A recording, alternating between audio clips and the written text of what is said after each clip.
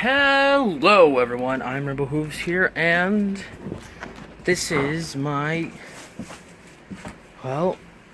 Crystal Empire review. Now I know people express their feelings about this episode a lot.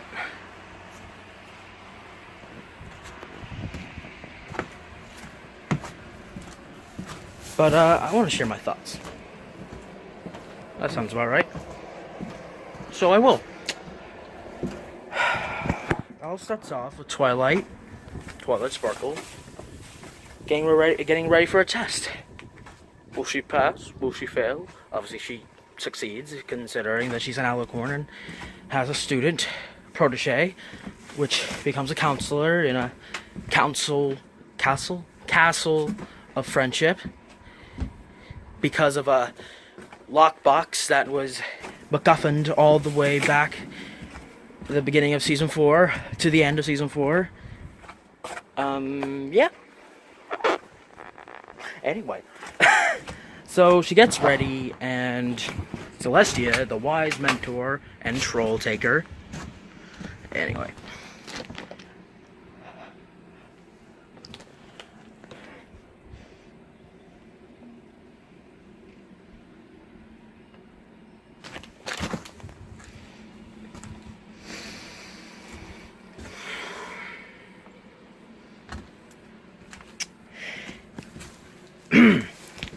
Tells her that the test is a little different. This is a different type of test. She has to save an entire empire. So it's not exactly different, just irregular that she, of all people, will assign Twilight of this. And that's something I noticed. Ever since Canterlot Wedding, Celestia was a little more active. But active in the wrong way, I think. She became the go-to person to do things, like, go do this, go do that, go do this, go do that, like, do this will work out, or something like that. I feel like season 4 was not the best of Princess Celestia on that regard. And that's kind of one of the reasons why I don't like Season 4. I know a lot of people do, but honestly, out of all the seasons we've had, Season 8 and 7 and 6, thinking about it, are kind of the better seasons. Where the other seasons are hit or miss. And I'll discuss that at another time. So, Twilight and the girls, and Spike, are rounded up to go to the Crystal Empire, and they meet Shining Armor, who, after fighting off King Sombra, gets his horned. I think there's a sex joke in there somewhere. But, yeah. And Crystal Cadence, god damn it. Princess Cadence. They meet Cadence as she is trying to prop up the entire empire from Ice and Snow and Sombra. Then there's this song about saving the crystal ponies with the history, like a flugelhorn that ponies like to share, and the Crystal Kingdom anthem. Can you learn it in a day? Oh, we have to get this right. Yes, we have to make them see. We can save the crystal ponies with their history. Yeah. If it hasn't been well established, I memorize a lot of things. Anyway, so, didn't I mention it snowed again? Anyway, back to actually something important. So, after all that, they tried to recreate something called the Crystal Heart, but it's actually an important thing, turns out. So, part 1 ends with the shield going down, and them struggling to find the Crystal Heart. Twilight has this weird mentality that she has to be the one to do it. Celestia, you were not too kind. Or, let me rephrase that. Are there birds chirping? Go north already. Anyway. Let me phrase that. Celestia, I don't think she said the right things. She said, in the end, it's you and you alone. I think she should have said something a little bit better. Oh well. Anyway, they do. Okay, let me think. So a little later, Rainbow Dash and every pony. Wow, 6 years into this. Yeesh. Anyway. 7 years into this, actually, because I became a brony in 2013, and I started my YouTube channel in 2014. Anyway. Jeez, 7 years. Huh. 7 years. Is that how long it's been? Anyway.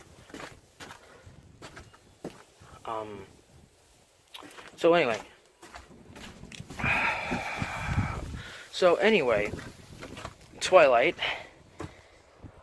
basically, Twilight finds the Crystal Heart after facing through some challenges. The one was the Mirror of Deception, actually not the Mirror of Deception, the Door of Deception is what I'm going to call it, which is an interesting concept. It shows what could have been. Like a reality that is deceptive to what's real. That's interesting. Might want to use that someday. Anyway, and there's these weird and there's this like fan comic that showed that Twilight was still under control of the door, which might be a theory to somebody, but it's a nice theory. But it's kind of sad if that is the case, because I don't think the writers would ever do that. Ever admit, anyway. Yeah. Let me think. Okay, so like I said, she faced through so many challenges, like the Door of Deception, and then the giant staircase, so she just did an anti-gravity thing, which, yeah, that gave a middle finger to physics. Then again, it's a show about talking horses, so of course it gave the middle finger to physics. Anyway.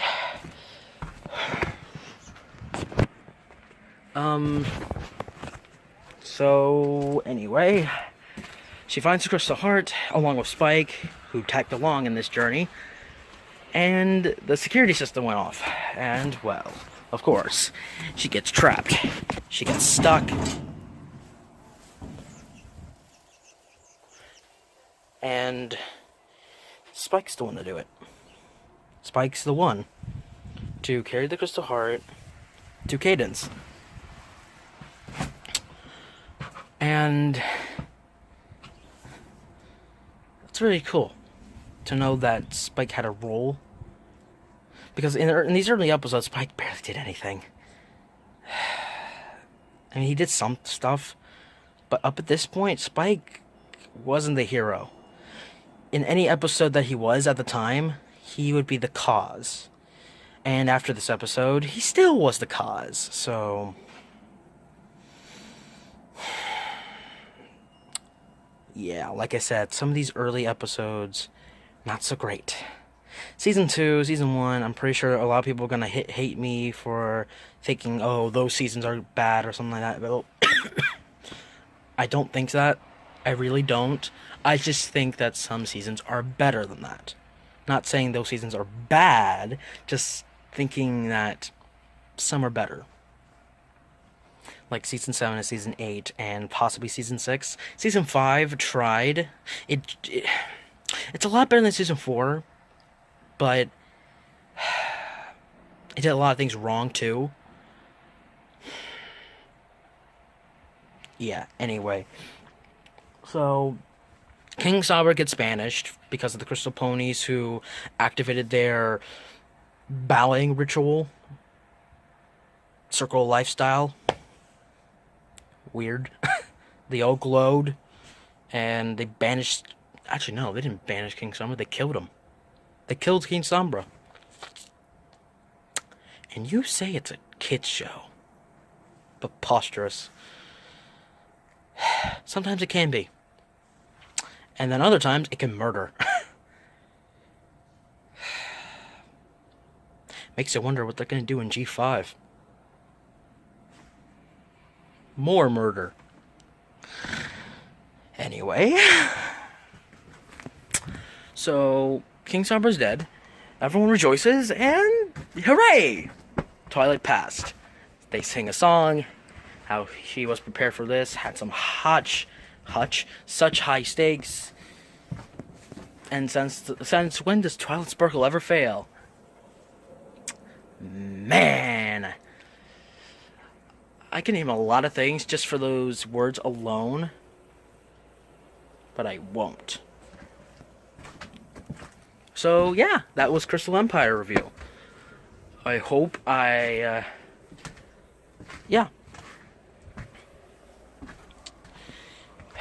So, what do I think of it overall? It's a good start. It was a good start to the season that will change the status quo a lot.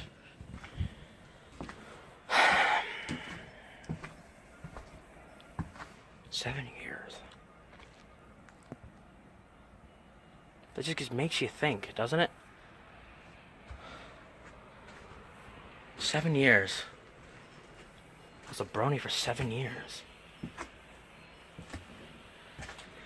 I became a Whovian the same year, so 7 years as a Whovian. 7 years as a brony. 7 years.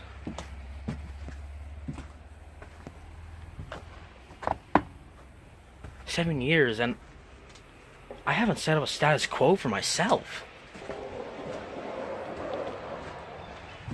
Nope. Not that shirt. I haven't set up any themes, any arcs for myself. I mean, have I developed? Have I changed?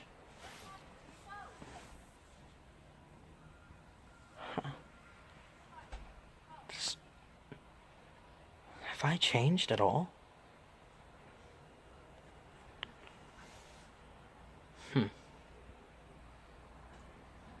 And what's been going on lately?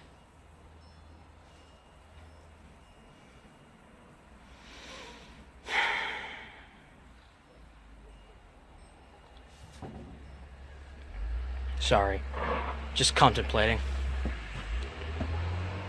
So, with that said, I guess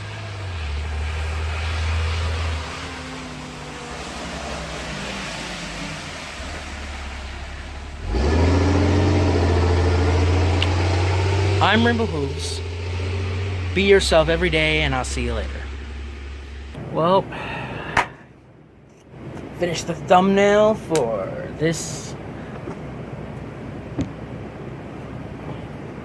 Anyway, finish the thumbnail for this review of Crystal Empire.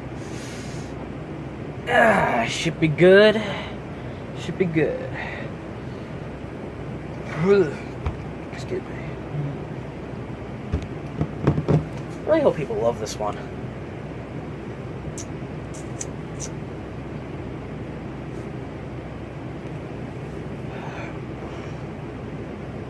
Man, why am I tired?